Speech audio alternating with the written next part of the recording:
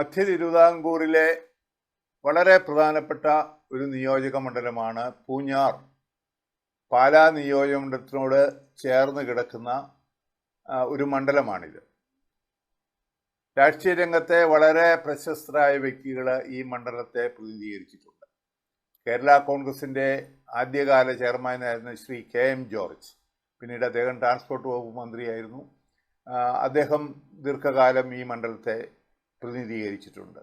പിന്നീട് Shri VJ Joseph ഒരു തവണയും, ശ്രീ NM ജോസഫ് പിന്നീട് വനം വകുപ്പ് മന്ത്രിക്കായിരുന്ന അദ്ദേഹം ജനതാദളിൻ്റെ ടിക്കറ്റിൽ PC ജോർജിനെ തോൽപ്പിച്ച് ഇവിടെ ഒരു തവണ MLA ആയിട്ടുണ്ട്.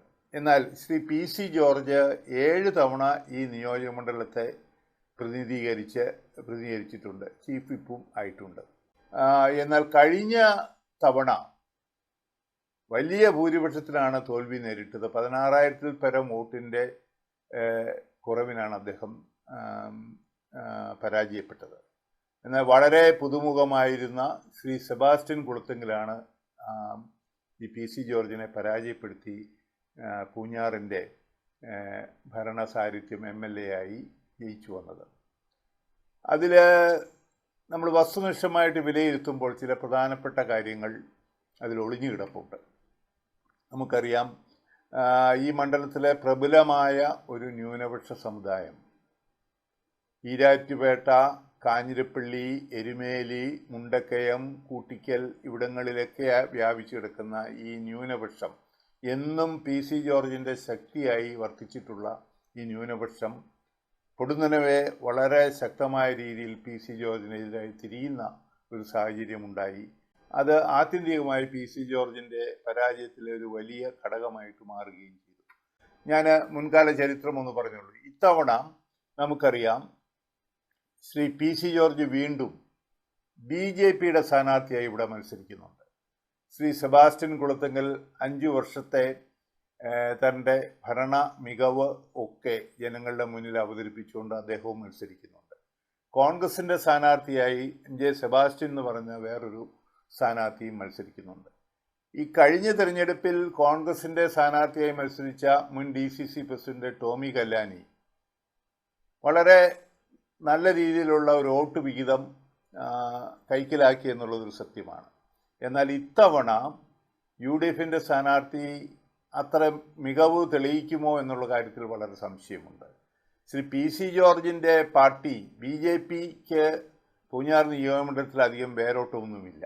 പക്ഷേ അദ്ദേഹം 7 തവണ ഇവിടെ MLA ആയിരുന്നു എന്നുള്ള അതുകൊണ്ട് തന്നെ അദ്ദേഹത്തിന് വ്യക്തിപരമായ കുറേ വോട്ടുകൾ സമാഹരിക്കാൻ കഴിയും എന്നുള്ള കാര്യത്തിലും സംശയമില്ല. പക്ഷേ ശ്രീ സെബാസ്റ്റ്യൻ കുളത്തെങ്കിൽ വളരെ മികവുറ്റ ഒരു പ്രവർത്തനമാണ് ഈ കഴിഞ്ഞ 5 വർഷം കാഴ്ചവെച്ചത്. അദ്ദേഹം MLA ആയി തിരഞ്ഞെടുക്കുമ്പോൾ ഒരുപക്ഷെ കേരളത്തിലെ തന്നെ വളരെ പ്രശസ്തമായ ഒരു ടൂറിസ്റ്റ് കേന്ദ്രമായ വാഗമണിലേക്ക് ഈരാറ്റുപേട്ടയിൽ നിന്നുള്ള റോഡ് പൊട്ടിപ്പൊളിഞ്ഞ് തകർന്ന് തരിപ്പണമായി കിടക്കുകയായിരുന്നു. അദ്ദേഹം അത് യുദ്ധകാല അടിസ്ഥാനത്തിൽ തന്നെ BMC ടാറിങ് നടത്തി സഞ്ചാരയോഗ്യമായി ആക്കി.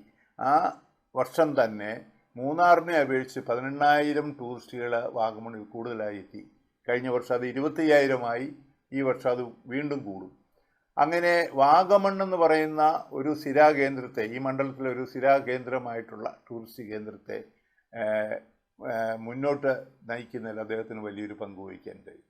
അതോടൊപ്പം ഈ മണ്ഡലത്തിലെ തന്നെ വളരെ പ്രശസ്തമായൊരു വികസന മുന്നേറ്റം നടത്താൻ കഴിഞ്ഞ മേഖലയാണ് നമ്മുടെ Erumeli airport, Erumeli greenfield airport. അവിടെ സ്പെഷ്യൽ ഓഫീസറെ വയ്ക്കാനും അതിൻ്റെ പ്രവർത്തനങ്ങളെ ത്വരിതഗതിയിൽ മുന്നോട്ട് കൊണ്ടുപോകാനും അദ്ദേഹത്തിന് കഴിഞ്ഞിട്ടുണ്ട്.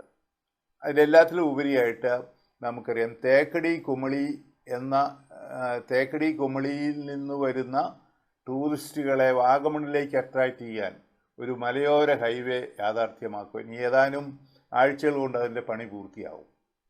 ഏതാണ്ട് 30 കിലോമീറ്ററിലേറെ ദൂരം സഞ്ചരിച്ചുകൊണ്ട് അവർക്ക് വാഗമണിലെത്താൻ കഴിയും. അങ്ങനെ പൂഞ്ഞാർ നിയോജകമണ്ഡലത്തിലെ പ്രധാനപ്പെട്ട വികസന പ്രവർത്തനങ്ങൾക്ക് വളരെ ശക്തമായ രീതിയിൽ നേതൃത്വം കൊടുക്കാൻ കഴിഞ്ഞു. അതോടൊപ്പം തന്നെ മണ്ഡലത്തിലെ വിവിധ പ്രദേശങ്ങളിലെ വികസന പ്രവർത്തനങ്ങൾ, ചെറുതും വലുതുമായ പാലങ്ങളും മറ്റു കാര്യങ്ങളും ഒക്കെ ചെയ്യാൻ അദ്ദേഹത്തിന് കഴിഞ്ഞിട്ടുണ്ടെന്നുള്ളൊരു വസ്തുതയാണ്.